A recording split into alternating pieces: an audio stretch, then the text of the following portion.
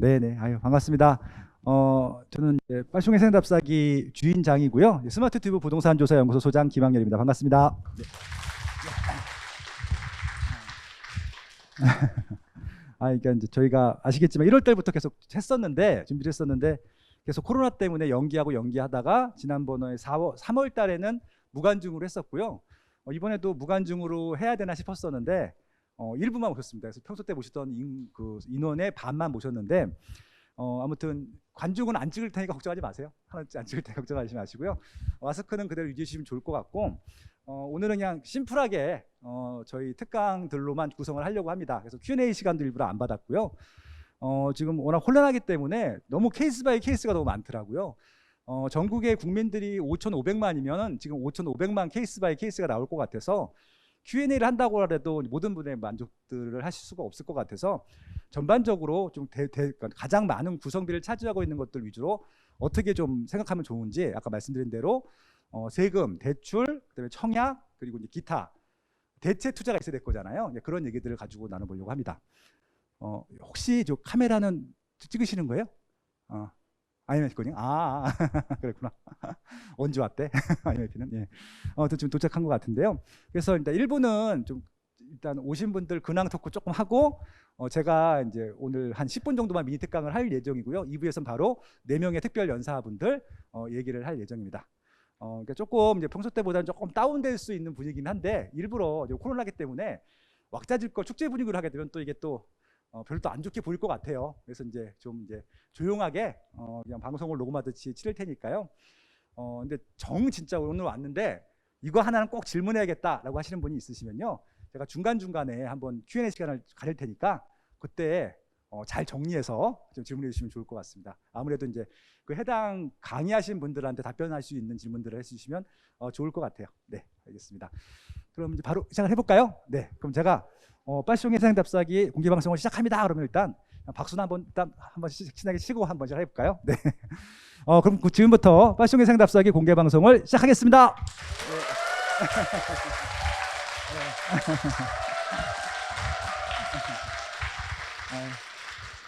네. 아무튼 와주셔서 너무 감사합니다. 네, 지금 코로나일 텐데요. 아마 코로나는 한동안 좀 어느 정도는 같이 가야 될 것 같습니다. 일단 제가 당부시고 드리고 싶은 말씀은 무조건 일단 건강이 제일 중요하니까요. 부동산 시장이 어려운 것도 맞고 지금 굉장히 고민이 많으실 텐데 일단은 이 건강을 회복하는 시간으로 공부하고 뉴스 챙기고 그런 시간들로 지냈으면 합니다. 일단은 시간이 없기 때문에 이런 그냥 인사 말보다는 좀 이제 바로 이제 메인에 들어가도록 하겠습니다.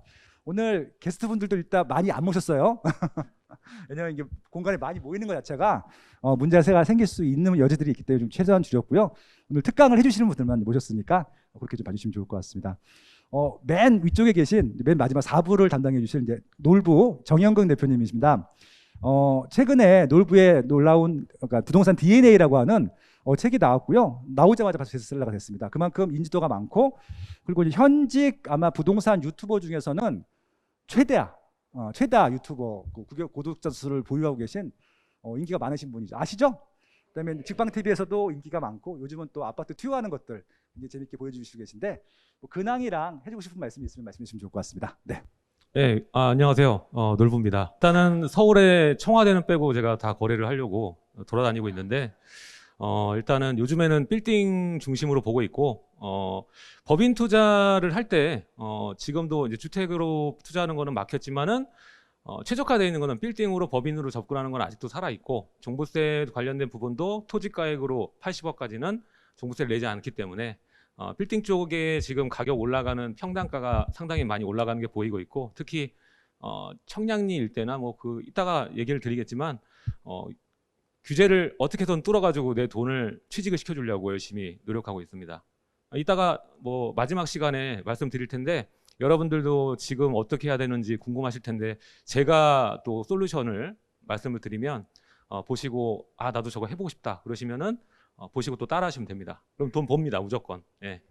지금 이제 투자하실 분들이 좀 있으세요. 그러니까 지금 돈은 세상에 많은 것 같습니다. 많은데 이 돈들을 지금 아파트에 투자하게 되면은 거의 세금으로 다 내야 되기 때문에 투자하시는 분들의 좀 고민이 되게 심각한 상태이거든요. 그래서 이제 저도 지금 계속 그걸 연구 중이긴 한데 일단은 정부에서 규제하고 싶은 것들은 규제 지역 내의 아파트거든요.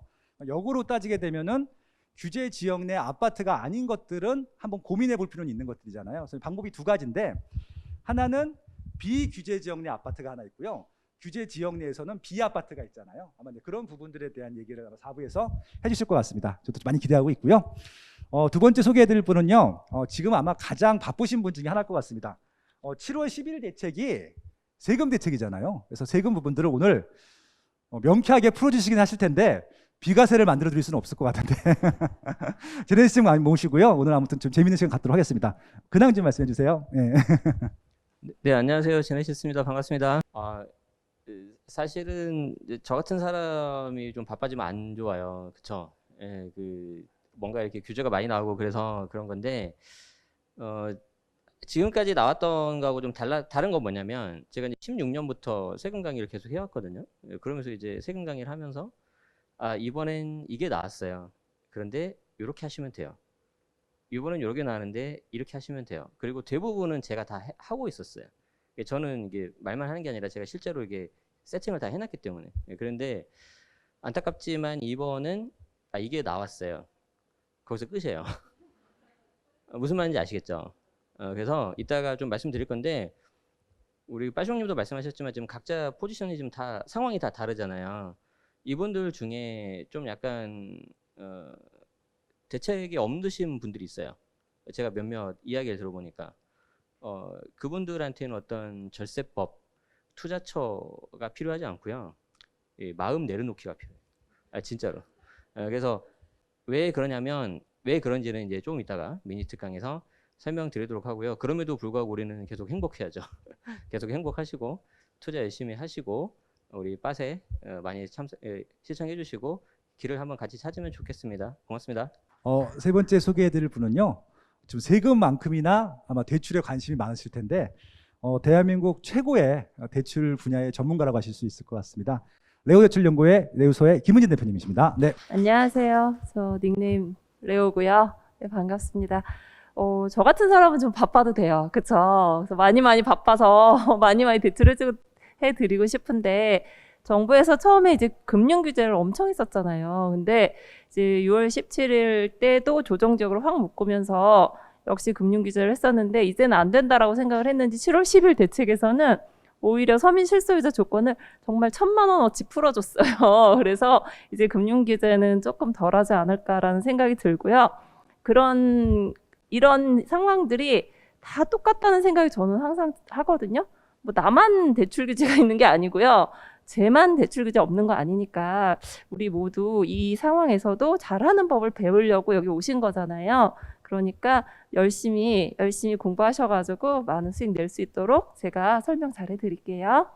네. 그리고 또 오늘 아무래도 문재인 정부 들어서 가장 좋은 상품은 청약인 것 같습니다. 일단은 입지가 좋은 곳에 양질의 청약 물건이 굉장히 많이 있고요. 아직도 분양할 게 많이 남아 있고, 결정적으로 입지랑 상품도 좋은데 가격이 저렴해요. 일단은 뭐 고분양가 관리도 하고 있고, 허구에서 분양가 상한제 이전부터 철저하게 지금 분양가 관리를 하고 있기 때문에 청약 상품은 지금 문재인 정부 들어서는 가장 좋은 상품인 것 같고, 특히 무주택자들한테도 굉장히 많은 기회가 있는 상품이기도 해서 그래도 지금 저희한테 어떤 기회들이 남아 있고 어떤 것들을 주목하면 좋은지 대한민국 최고의 청약 전문가죠. IMF 정지영 대표님 모시고 한번 얘기를 나눠보도록 하겠습니다. 안녕하세요. 네. 이제부터는 오를 곳만 오른다. 대한민국 청약지도 저자 정지영 IMF입니다. 네, 제가 청약 전문가라고 하면 조금 어색해요. 저는 뼛속까지 투자자이거든요. 사실 이 프레임을 제가 씌우기 위해서 저희 부캐죠, 사실. 그래서 청약이라는 걸 하는데, 이번에 7월 28일 날 이제 민간택지 분양가 상한제가 실시되잖아요. 와, 진짜 서울의 청약 밀렸던 게 너무 많이 나오고 있습니다. 그리고 사실 우리가 평균적인 오류에 빠지게 되는데요. 이번에 가천 프로지오 벨라르테 같은 경우에는 65점부터 83점까지 당첨자가 갈라졌는데요. 여러분들도 사실 이번에 기회로 아마도 서울의 분양이 이렇게 많이 나오기는 힘들 것 같아요. 그래서 이번에 청약 제도 바뀌는 거, 그리고 어떻게 청약에 전략적으로 당첨될 수 있는 거에 대해서 강의를 해보겠습니다. 아무튼 네 분의 특강 잔뜩 기대하셔도 좋을 것 같고요. 아마 지금까지 한 번도 들어보지 않은 내용으로 아주 좀 굉장히 잘 준비해 오셨으니까 기대 많이 해주셔서 좋을 것 같습니다. 마지막으로요, 예, 저희 뭐 안방맘이나 다름없는 분이시죠. 월천대사 이주연 대표님, 예, 모셨습니다. 오늘은 게스트가 예정이 없었는데 알바 복장이고요.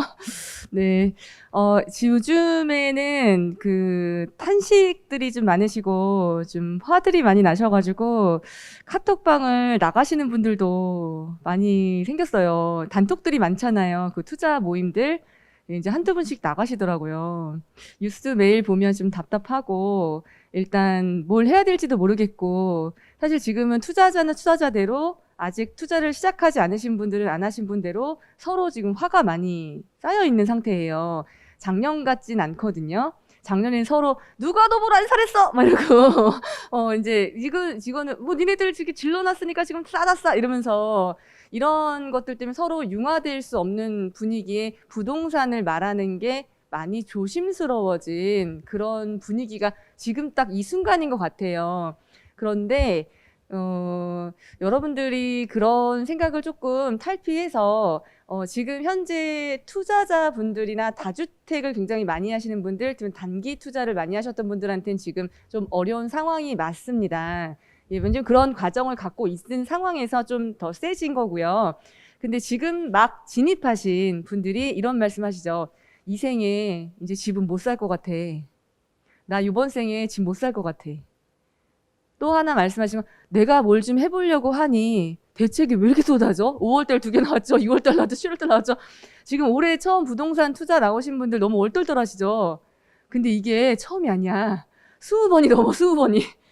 그러니까 이제 투자를 많이 하신 분들은 좀 답답하긴 하지만 이골이 나 있는 상태고 새로 들어오신 분들이 지금 이제 처하신 상황이 어려우신 분들하고 같은 커뮤니티에 있다 보니 같이 혼란스럽단 말이에요. 이것만 주의하시면 돼요. 1주택자나 무주택자이신 분들한테는 해당 사항이 없는 이야기들도 꽤 있거든요. 근데 같이 모임에서 휩쓸려서 그 분위기를 같이 타고 가실 필요는 없다라는 거예요. 하실 수 있는 종목과 할 수 있는 곳들이 여러분한테는 아직 실수요장엔 열려 있는데 문제는 올 봄보다 집값이 많이 올랐죠. 매물이 많이 없죠. 그죠? 그래서 청약을 기다려야 될지 해야 될 때지 많이 혼란스러우시잖아요. 그래서 모셨고요. 안 대표님. 네, 청약이 불가능하다면 재개발이라든가 다른 상품들 또 유동성을 안전하게 굴릴 수 있는 그런 상품들을 같이 연구하시면서 이제는 제가 19년에 이제부터 진검승부가 열린다라는 단어를 썼었는데요. 투자가 좀 더 어려워질 것이다.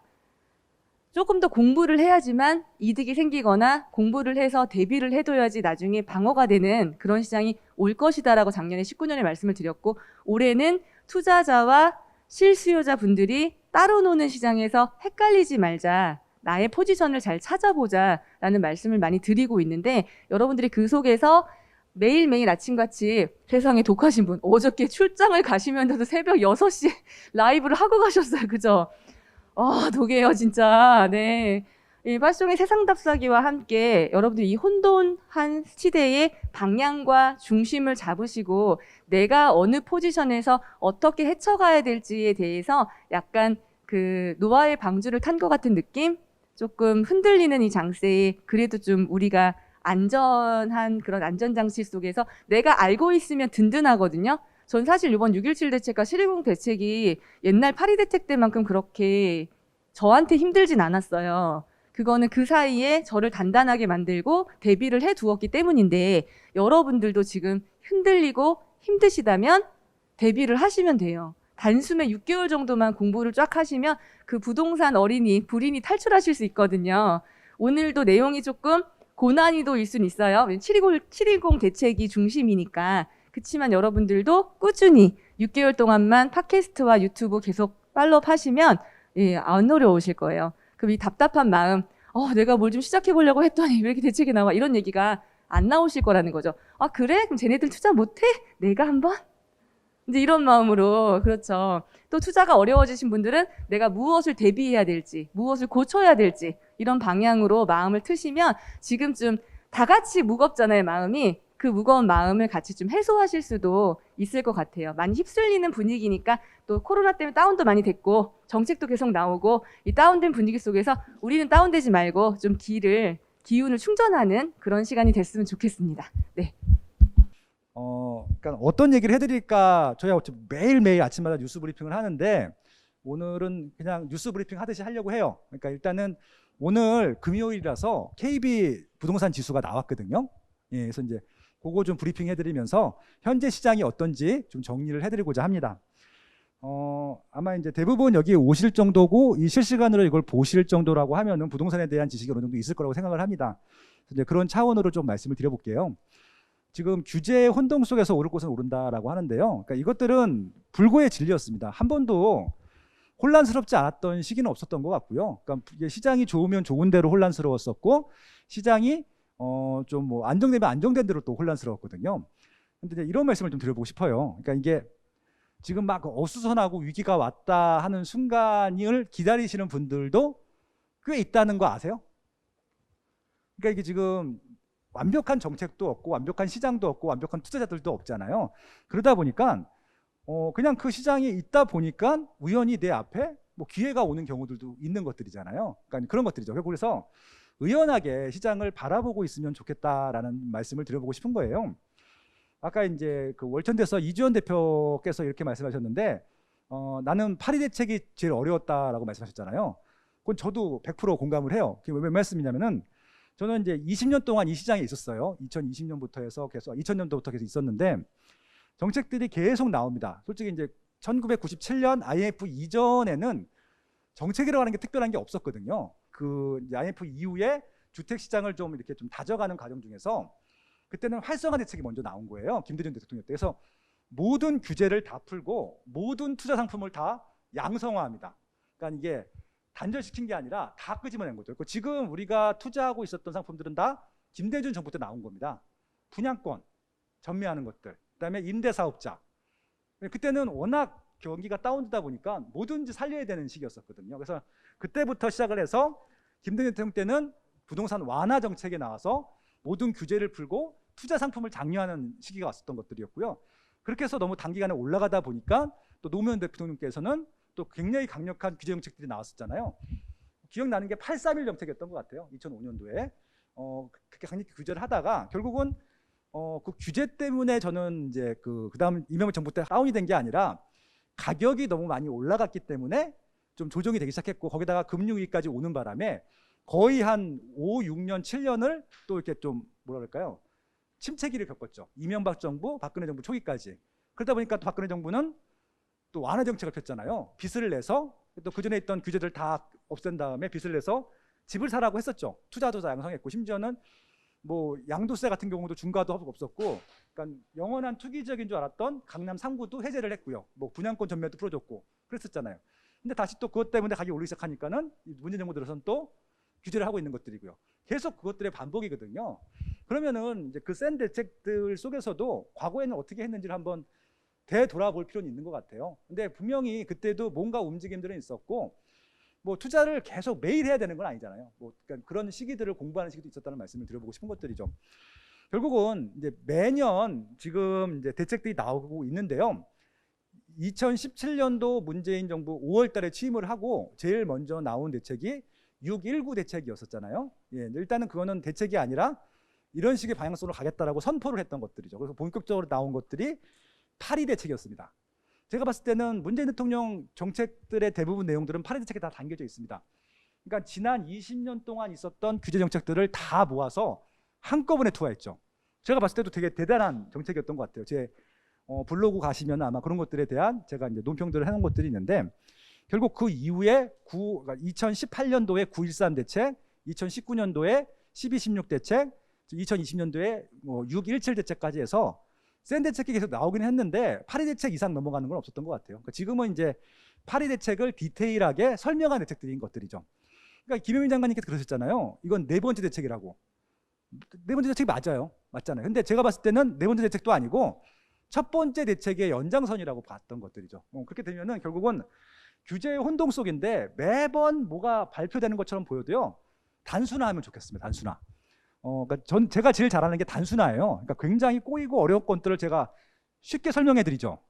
그래서 저한테는 뭐 지식이 낮다든지 수준이 낮다든지 이렇게 비평하시는 분들도 있어요. 왜냐면은 제도권, 금융권 전문가들이 봤을 때는 그 애널리스트들이 분석하는 것들에 비해서는 수치도 안 들어가는 것 같고 뭐 그런 것 같죠. 그럼 질적으로 낮아 보이죠. 제가 통계를 못 써서 통계를 안 쓸까요? 제가 한국 갤럽에서 일한 거 아시죠? 예, 저는 매일 통계 분석을 하는 사람이에요. 그러니까 통계 분석을 하고 고차원적인 뭐 회귀 분석이니 뭐 상관 분석이니 하려고 하면은 그들보다도 훨씬 잘할 수 있죠. 근데 안 하는 이유가요. 아무 의미가 없어요. 그거는 평균 설명하는 것들인데 평균으로 이 시장을 설명할 수가 없거든요. 그러니까 전 극히 단순화해서 간단하게 전달하고 주고 싶은 겁니다. 결국은 규제의 혼돈인데 이거 딱 하나만 기억하시면 될 것 같아요. 어떻게 규제하고 있는지 딱 두 가지만 생각하시면 되죠. 규제 지역을 지정합니다. 그죠? 규제 지역을 선정해서 거기다가 규제를 하는데 어떻게 규제를 하냐면요. 세금하고 대출 딱 두 가지입니다. 그럼 끝이에요. 이게 8.2 대책, 9.13 대책, 12.16 대책, 6.17 대책에 다합니다. 결국은 그 대책들은 뭐냐면요. 규제 지역을 더 확대했고 세금을 더 강화했고 대출을 더 줄였습니다. 그게 끝이에요. 맞죠? 예, 복잡하게 설명할 필요 없죠. 그러니까 그것만 기억하고 계시면은 그 와중에서도 오를 곳은 올랐잖아요. 근데 제가 말씀드리고 싶은 것들은 오를 곳은 오른다는 얘기는 오르지 못할 곳은 모른다는 얘기예요. 그것만 구분하시면 됩니다. 실거주 목적이든 투자 목적이든 내 집 마련 목적이든 전세를 사시는 분들이든 그것만 생각하시면 되는 것들이죠. 그럼 전세 사시는 분들은 뭘 보셔야 돼요? 전세값이 올라갈 것인가 말 것인가 고민해 보셔야 될 거잖아요. 근데 이것들을 뭐 단순히 뭐 투기꾼들 투기 이게 아닙니다. 그렇게 생각하면 답이 절대 안 나오죠. 왜 그러냐면은 제 칼럼을 계속 보신 분들은 아시겠지만 2016년도 1월부터요. 서울특별시에는 투기꾼이 없었어요. 2016년도부터. 2016년도 1월 6일자 칼럼 제 거 찾아보세요. 블로그에 있으니까. 제가 갭 투자의 시대는 끝났고 이제 신규 아파트 청약의 시대가 온다라고 썼어요. 제목이 그거예요. 제 말대로 됐잖아요. 그렇죠? 예. 그러니까 투기꾼들이 없었는데 갑자기 뜬금없이 다 주택자들과의 전쟁을 시작합니다. 투기꾼들이 없는데. 그러다 보니까 그 규제가 서울에서는 안 먹혔던 거예요. 이미 없거든요. 그 상대할 사람들이. 그 상대할 사람들은 다 비규제 지역이 있었죠. 결국 그래서 비규제 지역을 규제적으로 확대합니다. 그게 그냥 9.13 대책, 12.16 대책, 6.17 대책이 다예요. 다 이해하셨죠? 그럼 제가 지금 3년 동안에 있었던 일을 다 설명드린 거예요. 그러면은 규제 지역을 선정했는데도 집값이 안 잡힌 이유를 아시겠죠? 다 주택자가 없었어요. 그러니까 한 명도 없다는 게 아니라 대부분 실거주 거래 때문에 가격이 올랐다고 말씀을 드리고 싶은 겁니다. 그래서 이제 이 한 장표를 설명드릴 텐데 이렇게 서두를 왜 길게 설명드렸냐면요. 그래야 이걸 이해하실 수 있거든요. 가로축이요. 여기 단기간, 장기간이죠. 그렇죠? 예. 결국은 시간이라는 얘기고요. 세로축은 수익률입니다. 결국 장기간이 필요하고 수익률을 높게 생각하는 것들은 가치 투자입니다. 사두고 묻어두는 거죠. 여기서 투자는 1가구 1주택도 포함이에요. 왜냐하면 내 집 마련을 하는데도 집값이 올라가지 않을 것을 예상하고 사는 사람은 없을 거 아니에요. 당연히 그렇죠. 예, 그럼 집을 안 사겠죠. 임차로 살겠죠. 그렇기 때문에 주식에서 가치 투자를 하듯이 기본적으로 입지 프리미엄이나 상품 프리미엄이 올라가는 것들을 생각하고 집을 사는 행위를 가치 투자라고 합니다. 똑같습니다. 반면 시간은 짧게 수익률은 높게 그게 소액 갭 투자라는 겁니다. 그러니까 투자자들은 보통 그러니까 투자 기간들을 생각하는데 가치 투자자들은 시간을 크게 구애받지 않는데 정말 이게 단타를 치시는 분들이 있잖아요. 그러니까 그 주식으로 따지게 되면 트레이딩 투자를 하시는 분들 같은 경우는 단기간에 수익률이 무조건 올라야 됩니다. 그러려면 그럼 어떻게 해야 되죠? 싼 걸 사야죠. 정상가보다 싼 걸 사면은 바로 팔아도 정상가에 팔면은 수익이 생기죠. 그런 방법이 있는 거죠. 아니면은 단기간 올라갈 수 있는 뭔가를 봤으면은 사는 것들이죠. 예를 들어서 이번에 그린벨트를 푼다고 하니까 그린벨트 유부지가 확 올랐잖아요. 그러면 그린벨트 푼다는 얘기를 하기 전에 샀던 사람들은 며칠 만에 돈을 버는 거죠. 행정수도를 갑자기 옮긴다라고 하니까 행정수도에 있는 세종시 가격이 하루 만에 1억 2억이 오르잖아요. 그럼 그전에 샀던 분들은 하루 이틀 만에 팔게 되면 1억 2억을 버는 것들이죠. 그런 겁니다, 결국은. 근데 여기서 중요한 건 뭐냐면은 그렇게 단기간에 호재가 실현된 게 아니라 호재 때문에 올라가는 사이클을 알든지 아니면 싸게 샀든지 둘 중에 하나는 해야 된다는 얘기고요. 또 하나 뭐냐면은 수익률이 높으려면요 투자 금액이 적어야 돼요. 근데 이 소액 갭 투자랑 가치 투자의 결정적인 차이 뭐냐면요 가치 투자는요 돈이 많이 들어가요. 절대 금액이. 예를 들어서 이런 거죠. 그러니까 소위 말하는 갭 투자자들, 단기 투자자들, 법인 투자자들이 하는 방법들은 레버리지를 사용합니다. 그렇죠? 대출이든 전세 레버리지든. 그래서 자기 자본을 최소한해서 투자하게 해야 되는데 그것들도 단기간에 수익이 나는 것들만 투자하죠. 샀다 팔았다 해야 되니까. 결국은 보통 아파트를 투자하시는 분들 같은 경우는 전세 레버리지 씁니다. 대출도 많이 안 나오고 부담스럽기도 하니까요. 그렇기 때문에 전세가랑 매매가랑 거의 붙어 있는 것들을 많이 사요. 그렇죠? 그러니까 예전에 우리 뭐 1000뛰기 500뛰기 한다는 얘기가 1000만 원 넣어서 그냥 2000만 원 올라가면 그냥 팔고 1000만 원 버는 게 그런 것들이잖아요. 근데 그런 것들이 횡행했던 시기가 있었어요. 서울도 2012년도부터 15년도까지는 그렇게 됐어요. 근데 정확하게 2015년도를 고점으로 해서 갭 투자가 안 됩니다. 왜 안 될까요? 매매가가 너무 많이 올라갔어요.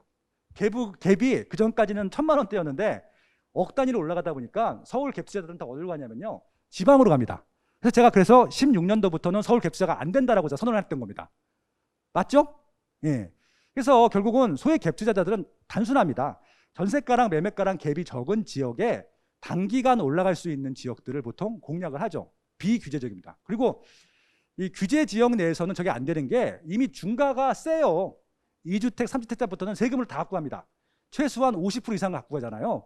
근데 수익도 그 갭만큼밖에 안 되기 때문에 높지도 않아요. 진짜 500뛰기, 1000뛰기를 하는 겁니다. 근데 투자자들이 그걸 할까요? 아니죠. 그러니까 결국은 조건이 이런 거예요. 소액 갭 투자를 하기 위해서는 비규제 지역에 최소한 비용을 들여서 단기간에 올라갈 수 있는 것들만 합니다. 그렇죠? 그 조건이 맞아야지 단기 갭 투자를 하는 것들이죠. 그럼 서울은 그 조건이 돼야 안 돼요. 다 틀렸죠. 단기간도 안 되고 금액도 안 되고 규제 때문에 세금도 안 돼요. 그럼 서울은 지금 갭 투자 지역이 아니죠.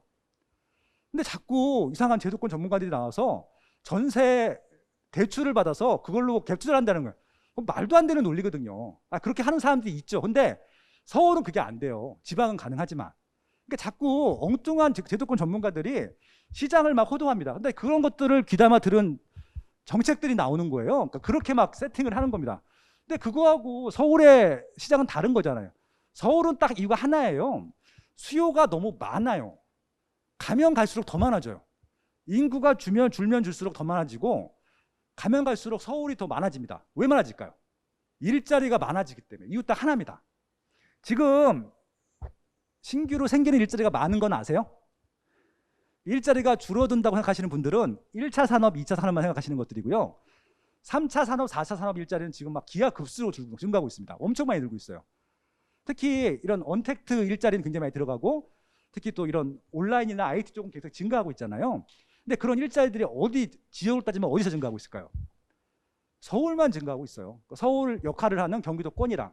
그러다 보니까 지방에 있는 분들이 서울로 올라오는 겁니다. 올라오게 되면 실거주를 해야 되잖아요. 근데 돈들도 많이 벌고 실거주를 하다 보니까 그냥 좋은 것들을 찾아요. 좋은 걸 찾다 보니까 돈들이 많아서 그것도 유동성 장세의 결과일 수도 있겠지만 그냥 제일 좋은 것들을 합니다. 그럼 매물이 나오잖아요. 근데 보통 시장 매물이 있으면은 바로 거래되는 게 아니라 매매 효과, 매도 효과랑 매수 효과가 만나야지 거래가 되잖아요. 근데 서울에 원래 계셨던 분들은 매도 효과랑 매수 효과랑 떨어져 있으면 안 사거든요. 근데 새로 진입하는 사람들은요, 당장 살아야 되기 때문에 그냥 사요. 매도 효과 비싼 걸 사버린다고요. 그럼 그게 시세가 돼버립니다. 그게 지난 3년 동안의 서울 시장이었어요. 그러니까 가격이 올라간 이유는 서울에 진입하려고 하는 사람들이 많았는데 돈을 계속 많이 지불하다 보니까 그냥 그거 기다리던 분들은 못 산 것들이고 그걸 산 사람들은 사버린 거예요. 서울은 그런 거죠. 그냥 일종의 가치 투자 개념으로 접근하시면 되는 것들이죠. 소액 갭 투자가 절대 아니라는 말씀을 드려보고 싶은 것들이죠. 그렇기 때문에 그런 것들을 염두에 두시고 제가 이제 오늘 나온 KB 부동산 시세를 한번 브리핑 해볼게요. 오후에 나온 거 제가 바로 스킵해 갖고 왔습니다. 예. 매매 가격이죠. 이쪽에 오른쪽이 매매 가격인데 일단은 이번 주 상승률 1위 지역은 강북구, 도봉구, 노원구입니다. 뭐예요? 노도강이죠. 노도강입니다. 저게 되게 놀라운 수치예요. 그러니까 이게 만약에 2006년도, 2007년도에 노도강이 1등 했으면요. 저는 살짝 걱정을 했을 거예요. 2010년도 이전 시장이면. 왜? 끝물이거든요, 진짜. 소위 말하는. 살 게 없다니까 저것도 올라가는구나 였는데 지금은 2010년도 이전 시장과 지금은 달라요. 왜요? 그때는 정말 투자 시대였었고 거품도 끼어있던 시장이었었는데 지금은 서울이라는 시장은 거품이 낄 수가 없었어요. 왜? 다 실거주거든요. 실거주엔 거품이 없어요. 비싸도. 어떤 말씀이냐면은 서울의 강남구가 제일 비싸고 서초구가 비싸고 용산구, 송파구가 비싸죠.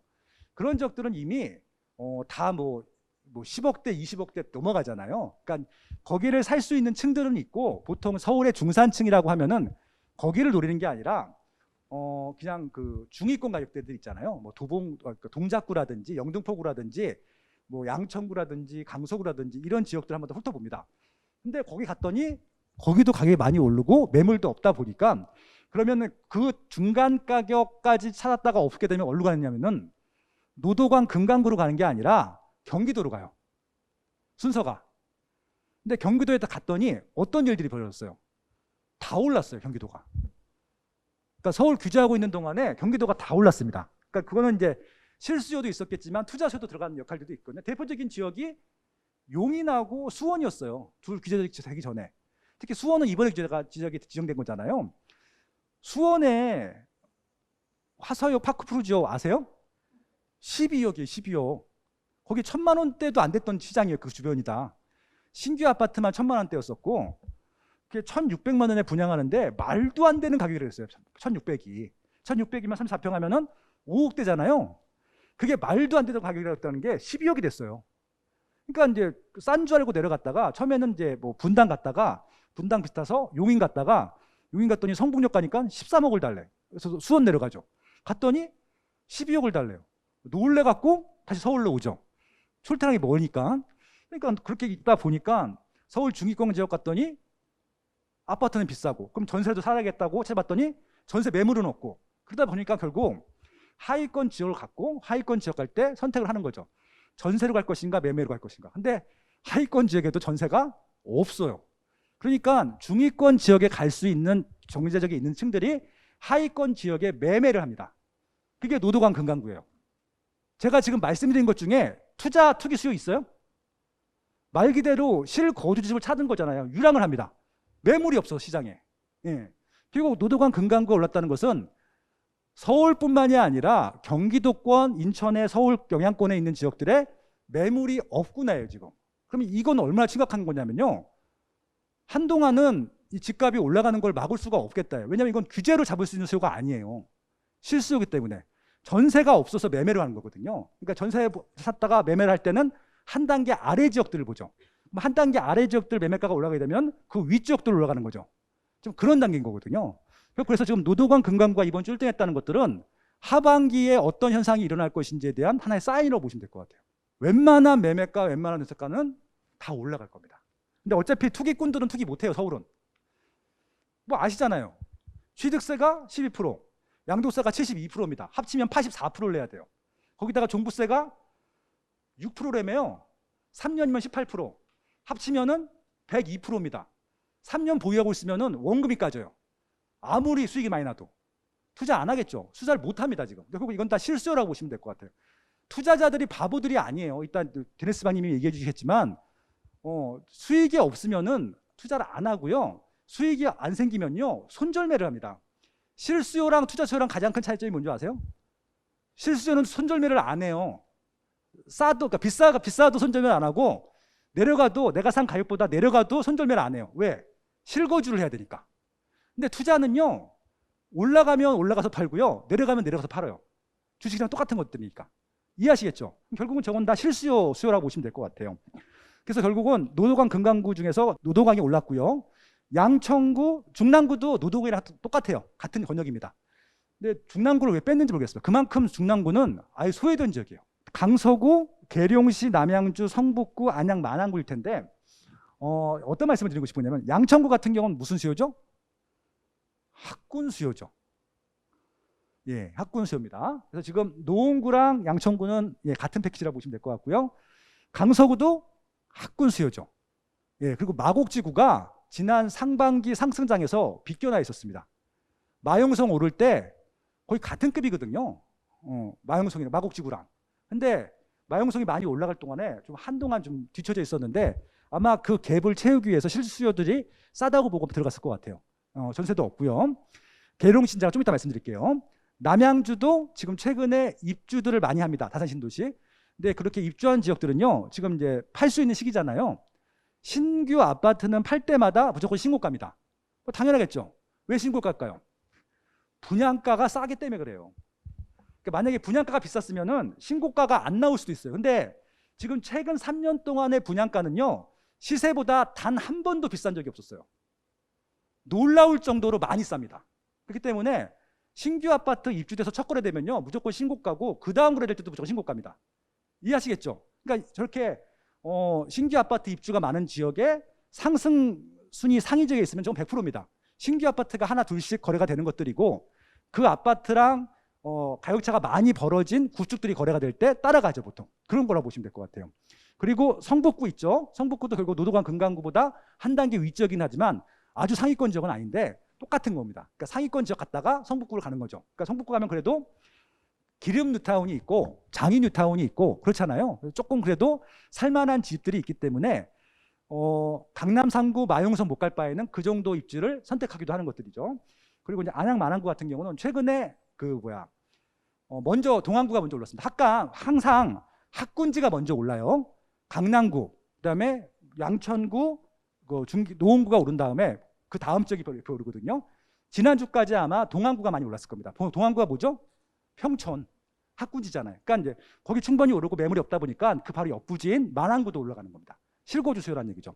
그래서 이렇게 보면은 지금 다 실거주 수요자들이 이렇게 찾아가고 있구나, 그렇게 보시면 되는 것들이죠. 근데 저기 하나가 툭 튀는 적이 있어요. 계룡시입니다. 제가 솔직히 이런 대중적인 활동을 하는 이유는 저런 계룡시 때문에 하는 거예요, 솔직히 말씀드리면. 왜 할까요? 나머지 지역들은요, 수요가 많아요. 서울은 많고요. 서울에 붙어있는 경기도까지는 웬만하면 수요가 많기 때문에 이게 망할 일은 없어요. 근데 계룡시 같은 지역들은요, 망할 수도 있어요. 제가 계룡시를 무시하는 게 아니라 계룡시가 단기간에 너무 많이 올랐어요. 특별한 이유도 없이 많이 올랐습니다. 뭐 신규 아파트 이슈가 한두 개 있었긴 했었는데 저기는 왜 오르냐면요, 아파트가 살만한 게 딱 4개 단지예요. 그러면 거래가 될 때마다 오르는 거예요. 이해하시겠습니까? 다른 것들은 거의 거래가 안 되는데 비싼 단지 4개가 거래가 되다 보니까 많이 올라간 것처럼 보이는 것들이에요. 그러니까 뭐냐면은 저기는 투자 수요층들이 가서 한두 개 거래되면은 바로 올라가는 것처럼 보인다는 거죠. 그러니까 정말 저 입지를 잘 알고 시세를 알아서 들어가는 타이밍, 나오는 타이밍을 정확히 아는 사람들한테는 제가 뭐라고 할 수가 없는데 저기가 올라간다는 이유만으로 무조건 가서 한다? 그건 아니라고 생각해요. 전 투자 상품이기 때문에. 그리고 또 이제 뭐냐면은 그러니까 부동산 투자하시는 분들 그런 그룹들이 있잖아요. 그러니까 저는 그냥 연구원이잖아요. 연구원이고 연구 활동하는 것들에 대해서 칼럼을 쓰는 사람인데 정말 부동산 투자만 하는 모임들이 있어요. 조직들이. 그렇죠? 컨설팅을 하죠. 근데 그분들은 계속 그러니까 투자할 물건들을 추천을 해줘야지 돈을 버시는 분들이죠. 근데 서울 좋은 거 아는데 투자할 거 없어요. 왜? 시간도 많이 들고 규제도 많고 돈도 많이 들어가. 그러다 보니까 투자 금액이 정말 조금 들어가는 것 중에서 사고 한두 명만 사면 바로 올라갈 수 있는 지역들을 보통 추천해 줍니다. 계룡시 같은 지역이겠죠. 만약에 계룡시가 아마 초반에는 그런 분들의 활동 때문에 올라갈 가능성이 매우 높죠. 시장이 작기 때문에. 저는 그래서 인구가 20만 이하 지역들은 웬만하면 건들지 말라고 계속 캠페인을 하고 있어요. 시장이 괴란될 수 있거든요.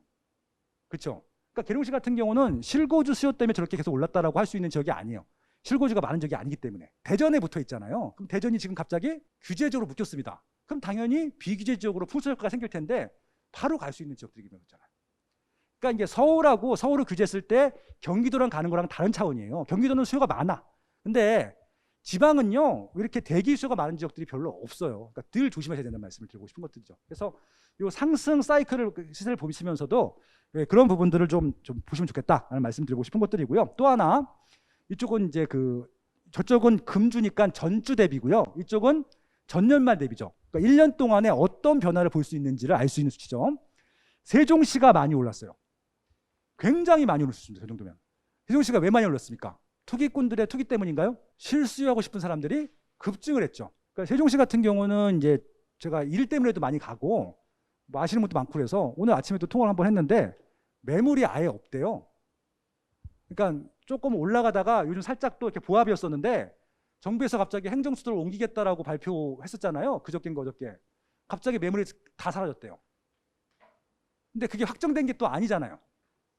예. 그러니까 확정대지 호재에 대해서는 여러분들이 그렇게 신경을 쓰면 안 되는데 저희들이 얘기하는 게 아니잖아요. 그거 누가 얘기했어요? 저 분들이 얘기하시잖아요. 그럼 이걸 투기를 누가 조정하겠습니까? 그러면 방송은 또 제가 조정했다고 또 나오겠죠? 파시용은 세종시를 좋아해 이러면서 이번에 오를 것은 오른다 해도 세종시가 나왔어. 뭐 이런 얘기할 거냐. 책에 또 언급했다고. 2018년도에 서울이 아니어도 오를 것은 오른다에 제가 광주 본성동 언급해가지고 제가 또 봉변당한 거잖아요. 이번에 세종시 오르게 되면 또 이 책에서 세종시 언급했다고 그럴 수도 있어요. 근데 세종시를 언급한 건 저는 2010년도부터 언급을 했습니다. 아시겠지만 제가 언급한 지역들은요, 제가 10년 동안 지켜보고 있는 지역이에요. 광주 봉성동도 제가 2011년도부터 언급했습니다. 그죠? 2018년도, 19년도 오른 게 제 잘못이에요. 아무튼 그렇습니다. 그래서 결국은 세종시가 올라가는 이유를 알아야 되는데 실수요가 증가하는 지역이라는 말씀을 드리고 싶은 것들이고, 실수요가 왜 증가하느냐? 지금 대전에서, 청주에서, 천안에서, 공주에서 계속 세종시로 유입이 됩니다. 어떤 분들이? 그냥 좋은 집 살고 싶은 분들이. 왜냐하면 대전이나 청주나 천안이나 공주는요, 세종시만큼 입지가 좋지가 않아요.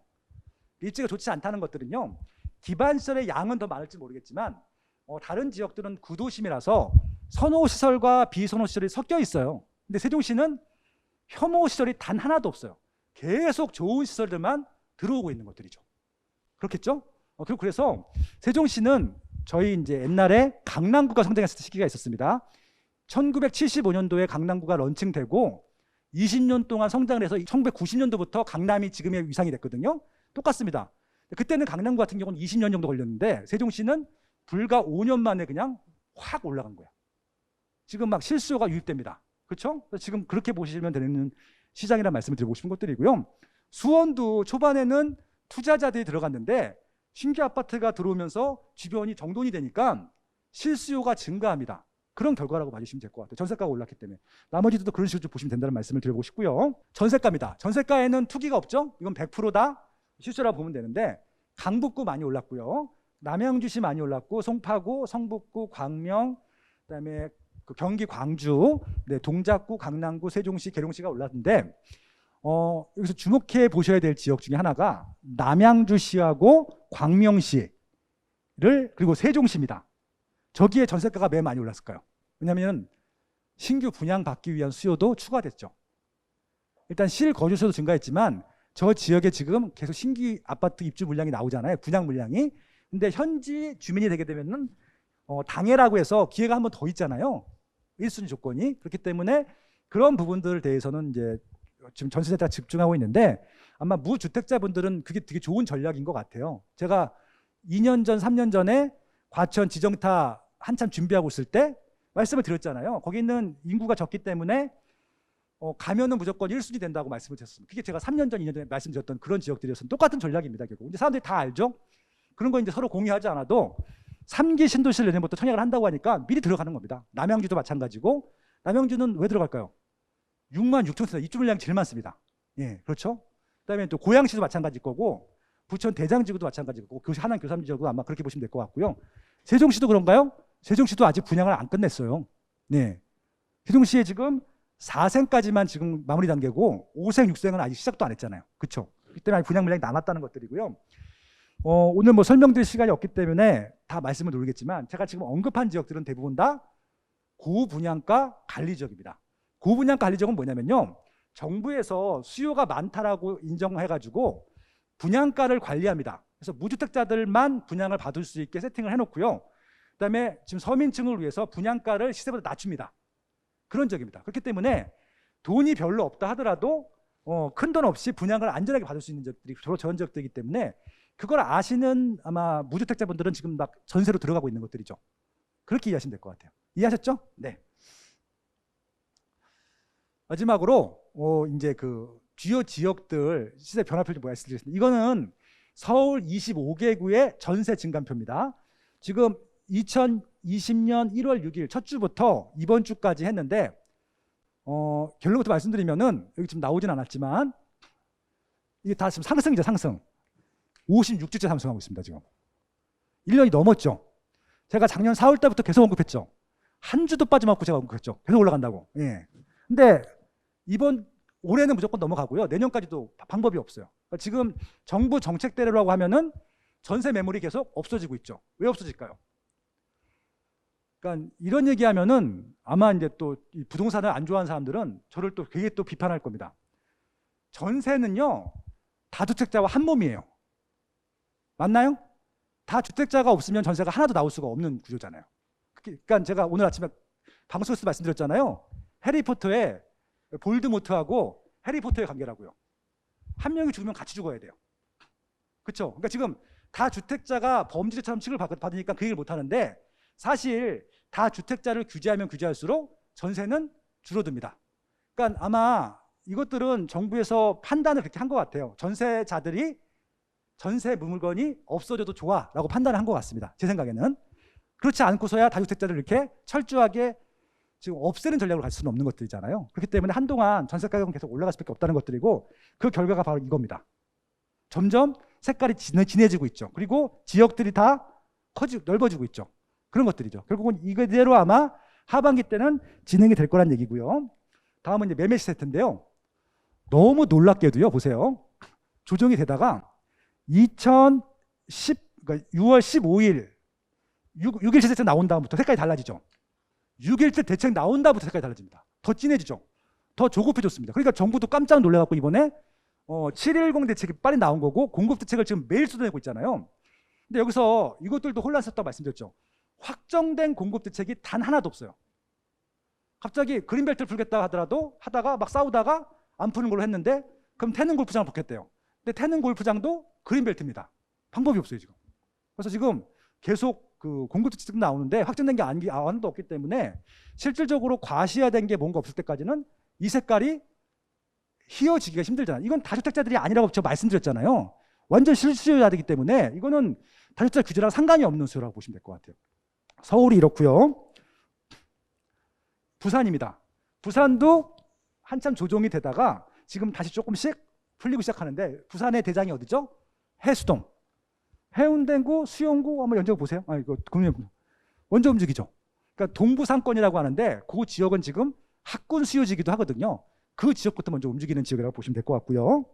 대구죠. 대구도 한동안 좀 잠잠하다가 최근에 또 색깔이 짙어지기 시작하는데, 지금 여기 수성구가 좀 조정이 되다가 다시 또 오르기 시작했습니다. 수성구가 또 학군지죠. 인천하고 세종시일 텐데, 인천은 올 상반기 때 잘 오르다가 지금은 또 이제 핵심 지역으로 분산이 됩니다. 왜냐하면 규제적으로 지정됐기 때문에 이제 진짜 실수요가 아닌 지역들은 가기가 좀 어려워요. 그래서 실수요가 뭔지를 딱 알 수 있는 주체가 이거죠. 여기 세 개죠. 어디예요? 연수구, 남구, 부평구. 연수구는 송도겠죠? 예, 그렇게 하시면 될 것 같고요. 세종시는 놀라운 지역이다. 8개월째 상승하고 있어요, 지금. 실수요가 막 날이 갈수록 올라가고 있다는 얘기고요. 요거는 이제 경기도 지역입니다. 경기도도 지금 굉장히 빨간 지역들이 많아지고 있고 집중되고 있죠. 대부분 다 이거는 투자 수요, 다 규제 지역이에요. 실수요입니다. 일단 그렇게 보시면 좋을 것 같고요. 여기 지금 말 그대로 최근에 투자 수요가 몰렸던 지역입니다. 이건 투자 수요, 실수요가 아니었었죠. 그래서 정확히 어디가 문제였었냐면은 여기 청주시 있었죠. 여기 흥덕구 뭐 이런 지역들이 좀 문제였었다가 정확하게 6.17 대책 나온 다음부터 보이죠. 아마 다음 주부터는 마이너스가 나올 수도 있습니다. 이거는 투자 수요죠. 딱 봐도 구분하실 수 있죠, 이제. 그러니까 규제적이 나왔을 때 수요가 바로 꺼지면은 투자 수요일 가능성이 높은 것들이고요.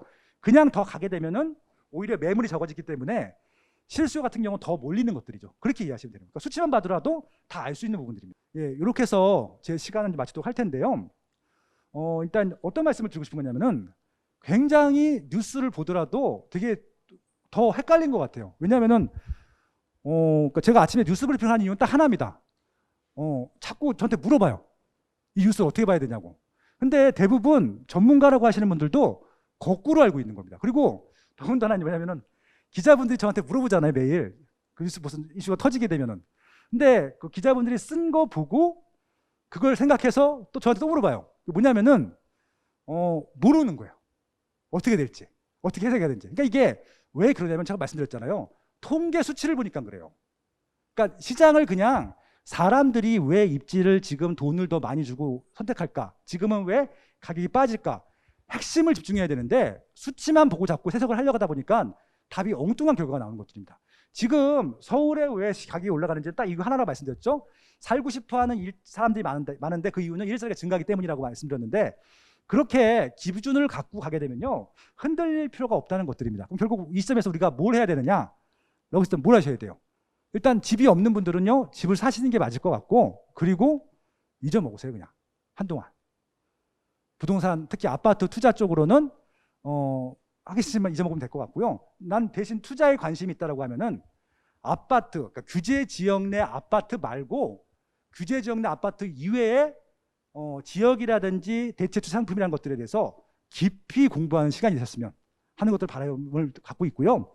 지금 다 주택자라고 하시는 분들 같은 경우는 매도를 할 건지 갖고 갈 건지를 결정해 주셔야 되는데 세금 부분 공부가 필요합니다. 그래서 오히려 지금 시기에는 공부를 좀 깊게 하는 시간이 되셨으면 좋겠다라는 말씀을 드리면서 오늘은 제 강의를 마치도록 하겠습니다. 네, 고맙습니다.